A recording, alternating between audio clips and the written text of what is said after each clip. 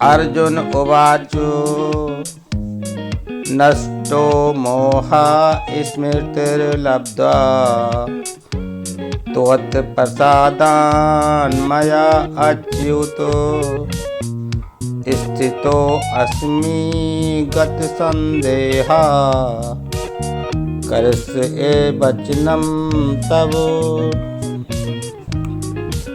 अर्जुन ने कहा, हे कृष्ण, हे अच्युत, अब मेरा मोह दूर हो गया। आपके अनुग्रह से मुझे मेरी स्मरण शक्ति वापस मिल गई। अब मैं संयम रहित तथा दृढ़ हूँ और आपके आदेश अनुसार कर्म करने के लिए उद्यत हूँ। जीव जिसका प्रतिनिधित्व अर्जुन कर रहा है, उसका स्वरूप यह है कि वह परमेश्वर के आदेश अनुसार कर्म करे। वह आत्मा अनुशासन संयम के बिना लिए बना है। श्री चैतन्य महाप्रभु का कहना है कि जीव का स्वरूप परमेश्वर के नित्य दास के रूप में है।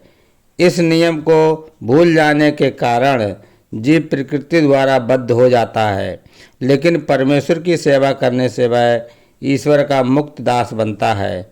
जीव का स्वरूप सेवक के रूप में है। उसे माया या परमेश्वर में से किसी एक की सेवा करनी होती है। यदि वह परमेश्वर की सेवा करता है तो वह अपनी सामान्य स्थिति में रहता है, लेकिन यदि वह ब्रह्मा शक्ति माया की सेवा करना पसंद करता है तो वह निश्चित रूप से बंधन में पड़ जाता है। इस भौतिक जगत में जीव मोहवश सेवा कर रहा है। वह काम तथा इच्छा से बंधा हुआ है, फिर भी वह अपने को जगत का स्वामी मानता है। यही मोह कहलाता है। मुक्त होने पर पुरुष मोह द्वारा दूर हो जाता है और वह स्वेच्छा से भगवान की इच्छा अनुसार कर्म करने के लिए परमेश्वर की शरण ग्रहण करता है। जीव को फांसने का माया का अंतिम पास ये धारणा है कि वह ईश्वर है। जीव सोचता है कि वह बद्ध जीव नहीं रहा, अब तो वह ईश्वर है।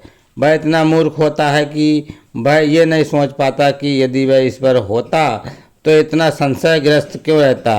वह इस पर विचार नहीं करता, इसलिए यही माया का अंतिम पास होता है। वस्तुतः माया से मुक्त होना भगवान श्री कृष्ण को समझना है और उनके आदेश अनुसार कर्म करने के लिए सहमत होना है। इस श्लोक में मोह शब्द अत्यंत महत्वपूर्ण है। मोह ज्ञान का विरोधी होता है। वास्तविक ज्ञान तो वह ये समझना है कि प्रत्येक जीव भगवान का शाश्वत सेवक है, लेकिन जीव अपने को इस स्थिति में न समझकर सोचता है कि वह सेवक नहीं अपितु इस जगत का स्वामी है, क्योंकि वह प्रकृति का प्रभुत्व जताना चाहता है। ये मोह भगवत कृपा से या शुद्ध भक्ति की कृपा से जीता जा सकता है। इस मोह के दूर होने पर मनुष्य कृष्ण भावना अमृत में कर्म करने के लिए राजी हो जाता है।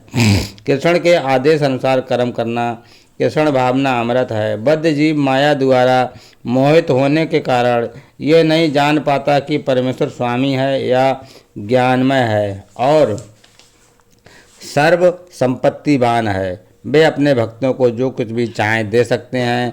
वे सबके मित्र हैं और भक्तों पर विशेष कृपालु रहते हैं। वे प्रकृति तथा समस्त जीवों के अधीक्षक हैं। वे अक्षय काल के नियंत्रक हैं और समस्त ऐश्वर्यों एवं शक्तियों से पूर्ण हैं। भगवान भक्त को आत्मसमर्पण भी कर सकते हैं। जो उन्हें नहीं जानता वह मोह के बस में है। वह भक्त नहीं बल्कि माया का सेवक बन जाता है। लेकिन अर्जुन भगवान से भगवत गीता सुनकर समस्त मोह से मुक्त हो गया। वह ये समझ गया कि कृष्ण केवल उनके मित्र ही नहीं बल्कि भगवान हैं और वह कृष्ण को वास्तव में समझ गया। अतएव भगवत गीता का पाठ करने का अर्थ है कृष्ण को वास्तविकता के साथ जानना। जब व्यक्ति को पूर्ण ज्ञान होता है तो वह स्वभावतः कृष्ण को आत्मसमर्पण करता है। जब अर्जुन समझ गया कि यह जनसंख्या की अनावश्यक वृद्धि को कम करने के लिए कृष्ण की योजना थी, तो उसने कृष्ण को इच्छा अनुसार युद्ध करना स्वीकार कर लिया। उसने पुनः भगवान के आदेश अनुसार युद्ध करने के लिए अपना धनुष बाण ग्रहण कर लिया। हरे कृष्णा।